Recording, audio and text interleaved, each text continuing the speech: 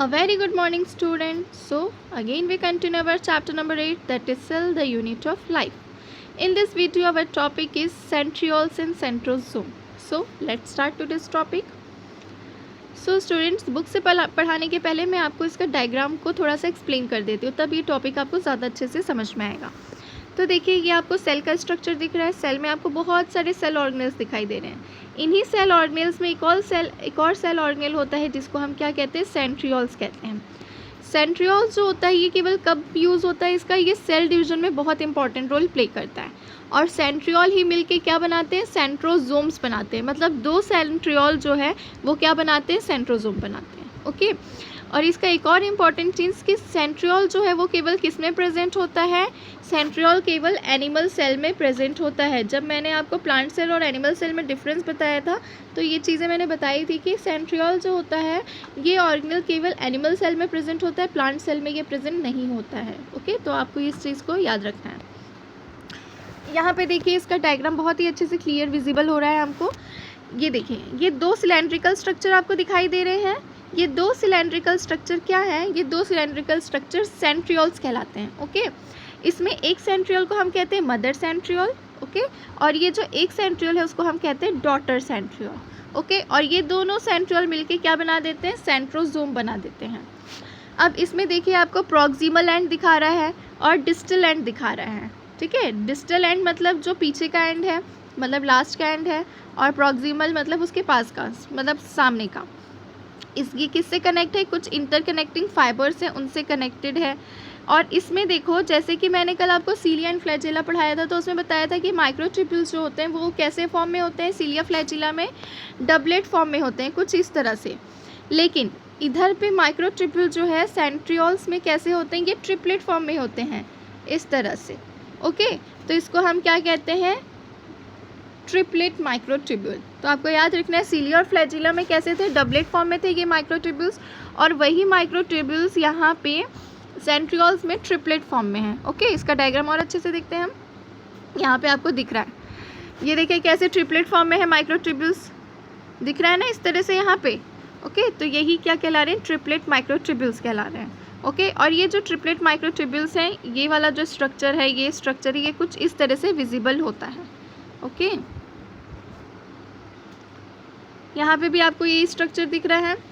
देखिए, microtubule triplet दिखा रहा है यहाँ पे. ये माइक्रोट्यूब्यूल ट्रिपलेट जो है ये एक दूसरे से कैसे कनेक्ट है, कनेक्टिंग फाइबर्स के थ्रू कनेक्टेड है. और ये जो कार्टविल जैसा स्ट्रक्चर दिख रहा है, ये आपको दिख रहा है ना, कार्टविल जैसा. कार्टविल किसको कहते हैं, जो गाड़ी का जो चक्का होता है, जो पहिया होता है, उसकी तरह से ये स्ट्रक्चर दिख रहा है. ओके. तो ये कार्टविल की तरह स्ट्रक्चर दिखता है, इसमें माइक्रोट्यूब्यूल ट्रिपलेट फॉर्म में होते हैं. इधर पे इसका कौन सा रीजन होता है, फुट रीजन होता है. और यहाँ पे आप देख रहे हो ये जो अंदर पे फ्लावर जैसा स्ट्रक्चर बना है कुछ इस तरह से, ये क्या कहलाता है, ये कहलाता है रेडियल फाइबर, या इसी को हम कहते हैं रेडियल स्पोक. ओके. स्पोक जैसे कि आप साइकिल में देखते हो ना, स्पोक लगे होते हैं, उसी तरह से ये जो ट्रिपलेट माइक्रोट्यूब्यूल है इसके अंदर पे भी रेडियल स्पोक प्रेजेंट होते हैं. ओके. अब देखिए, जैसे कि हमने उसमें पढ़ा था सीलिया एंड फ्लैजिला में, हमने 9+2 किया था क्योंकि दो ठोक माइक्रोट्यूब्यूल अंदर थी. ओके. लेकिन यहाँ पे कैसे करेंगे, यहाँ पे 3 माइक्रोट्यूब्यूल का ग्रुपिंग है, और यहाँ माइक्रोट्यूब्यूल कितने प्रेजेंट है, 1 2 3 4 5 6 7 8 9. यहाँ पे भी 9 प्रेजेंट है तो 9 लिखेंगे. और ये माइक्रोट्यूब्यूल कितने नंबर में प्रेजेंट है, 3, तो इसको हम क्या करते हैं, 9+3 पैटर्न. ओके. तो ये किस पैटर्न में है, 9+3 के पैटर्न में है. और इसमें आप एक और चीज़ देखोगे कि ये जो माइक्रोट्यूब्यूल है ये किस फॉर्म में, राइट एंगल बना रहा है. राइट एंगल आपको पता है ना, जहाँ पे 90 डिग्री बनता है. ओके. तो ये आपको दिख रहा है इस तरह से, ये राइट एंगल ही तो बना रहा है यहाँ पे 90 डिग्री. ओके.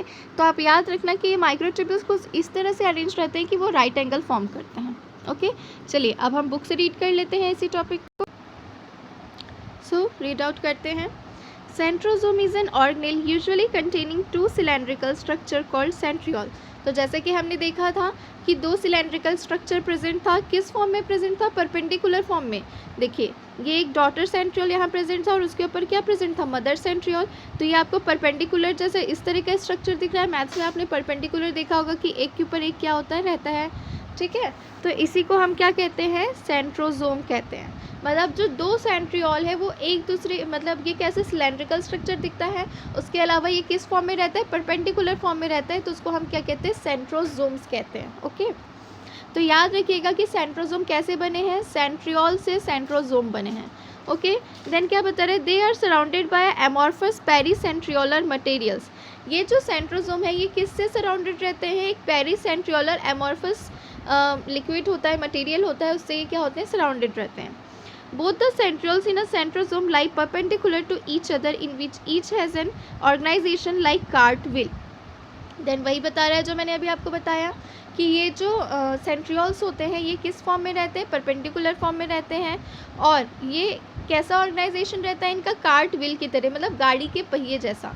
मैंने अभी आपको दिखाया था ना कि कैसा ऑर्गेनाइजेशन था। ओके, देन क्या बता रहा है, they are made of 9 evenly spaced peripheral fibrils of tubulin protein.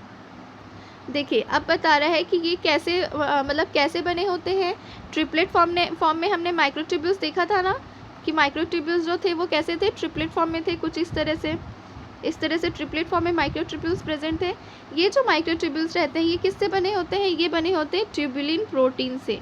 Okay, ये जो माइक्रोट्यूब्यूल है आपको याद रखना है कि ये माइक्रोट्यूब्यूल किससे बने होते हैं, ट्यूबुलिन प्रोटीन एक होता है उससे बने होते हैं। Okay, each of the peripheral fibril is triplet. तो देखो यहाँ पे माइक्रोट्यूब्यूल को ही फाइब्रिल कह रहा है। The adjacent triplet are also linked. उसके बाद बता रहा है कि जो एडजेसेंट ट्रिपलेट है वो एक दूसरे से कैसे रहते हैं, लिंक्ड फॉर्म में रहते हैं। तो देखो एडजेसेंट ट्रिपलेट क्यों कह रहा है, हमने देखा कि ये जो ट्रिपलेट है ये इस फॉर्म में है, मतलब ये एक ट्रिपलेट माइक्रोट्यूब्यूल का और ये दूसरा ट्रिपलेट। तो आप एडजेसेंट एंगल आपने पढ़ा होगा मैथ्स में, तो आपको पता है ना एडजेसेंट एंगल इस तरह से बनता है। ओके, जैसे कि कॉपी है उसके पेजेस को हम टर्न करते हैं तो दो पेजेस के बीच में कौन सा एंगल बनता है, एडजेसेंट बनता है। तो वैसे ही माइक्रोट्यूब्यूल भी एडजेसेंट फॉर्म में अरेंज्ड है, तो उसी चीज़ को बता रहे हैं। और ये यहाँ से भी क्या होते हैं, लिंक्ड रहते हैं। Okay, then the central part of proximal region of centriole is also proteinaceous called the hub. अब प्रॉक्सिमल रीजन का जो सेंट्रल पार्ट है, मतलब जो प्रॉक्सिमल रीजन है उसका जो बीच का पार्ट है उसमें क्या होता है, प्रोटीनेशियस सब्सटेंस होता है और उसको हम क्या कहते हैं, हब कहते हैं। Okay, then which is connected with tubules of peripheral triplets by radial spokes. और ये एक दूसरे से कैसे कनेक्टेड रहते हैं, रेडियल स्पोक्स के थ्रू। तो जैसे मैंने आपको बताया था इस तरह से रेडियल स्पोक्स एक दूसरे से क्या थे, कनेक्टेड फॉर्म में थे। ओके, तो उसी चीज़ को कह रहा है। और ये जो रेडियल स्पोक हैं ये किसके बने होते हैं, ये भी प्रोटीन के बने होते हैं। Okay, the centrioles from the basal part of cilia and flagella and spindle fibers that give rise to spindle apparatus during cell division in animal cell. तो जैसे कि जब मैंने आपको सीलिया और फ्लैजिला पढ़ाया था तो उसमें लिखा था ना कि सीलिया फ्लैजिला जो है किससे इमर्ज आउट होते हैं, सेंट्रियोल से इमर्ज आउट होते हैं। तो वही चीज़ यहाँ पे बता रहे हैं कि ये जो सेंट्रियोल है ये क्या बनाते हैं, बेसल बॉडी बनाते हैं। बेसल मतलब जो बेस होता है, किसी भी बॉडी का जो बेस होता है उसको बनाते हैं। तो किसका बेसल बॉडी बनाते हैं, ये सीलिया और फ्लैजिला का बनाते हैं। उसके अलावा स्पिंडल फाइबर, ये जो स्पिंडल फाइबर है ये कब यूज़ होता है, ये सेल डिवीजन के टाइम पे इसका यूज़ होता है। इसके बाद वाला चैप्टर आपका सेल डिवीजन बायोमोलिक्यूल्स है, उसके बाद सेल डिवीजन है, तो आपको ये चीज़ें और अच्छे से क्लियर हो जाएंगी। Okay, that give rise to spindle apparatus. और ये किसको राइज करता है, मतलब क्या बनाता है, स्पिंडल अपैरेटस बनाता है, जो कि किस में हेल्प करता है, सेल डिवीजन में। और किसके सेल डिवीजन में, एनिमल सेल्स के। क्यों, क्योंकि सेंट्रियोल एनिमल सेल में प्रेजेंट होता है, जैसे कि मैंने आपको बताया था। ओके, तो आप ये चीज़ें याद रखेंगे, बहुत ही इजी टॉपिक था सेंट्रोजोम और सेंट्रियोल। इसमें आपको याद रखने लायक क्या चीज़ें हैं कि सेंट्रियोल, दो सिलेंड्रिकल सेंट्रियोल से क्या बना होता है, सेंट्रोजोम बना होता है। ये जो सेंट्रियोल होता है ये दो फॉर्म में रहता है, एक मदर सेंट्रियोल और एक डॉटर सेंट्रियोल रहता है। ये जो सेंट्रियोल होते हैं इसमें ट्रिपलेट फॉर्म में माइक्रोट्यूब्यूल्स प्रेजेंट होते हैं। माइक्रोट्यूब्यूल किसके बने होते हैं, ट्यूबुलिन प्रोटीन के बने होते हैं। ओके, तो यही सब चीज़ें आप उसमें बता देंगे, इजी था टॉपिक। सो नेक्स्ट टॉपिक हमारे क्या रहेगा, न्यूक्लियस रहेगा। Okay, so this video is over, thank you, have a nice day and keep studying.